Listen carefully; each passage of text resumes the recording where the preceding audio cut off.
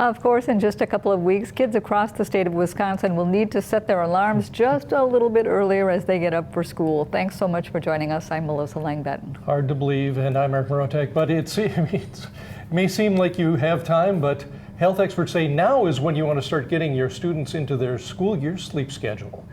News 9's Jimmy Sadowski joins us with some tips here in the studio. We all remember begrudgingly waking up early for that first day of school and how hard it felt after a whole summer of late nights and lazy mornings. But going to bed early is a lot more important for your kids' health than you might think. A good night's sleep does wonders for growing kids, aside from avoiding early morning crabbiness. Pediatricians say kids who don't get enough sleep are linked to serious health issues, including mood swings, obesity, and depression.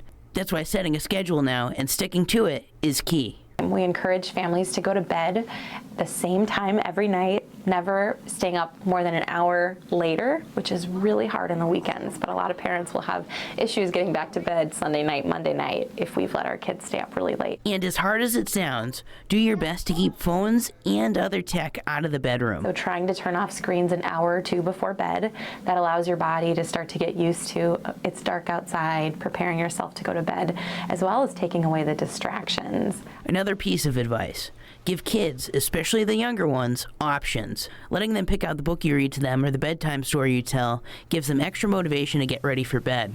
We had several books that we would pick out, and I would let them make the choice of, okay, which one do you want to read? And then my other child was like, well, I want to read one. So I would be like, okay, which one do you want to read? So it was always like a minimum of 2 stories. And as hard as the adjustment might be, it doesn't have to be all at once. With a few weeks left until school starts, experts recommend moving bedtime up a few minutes every night to make the transition smoother. If you're worried about your high schoolers, don't be.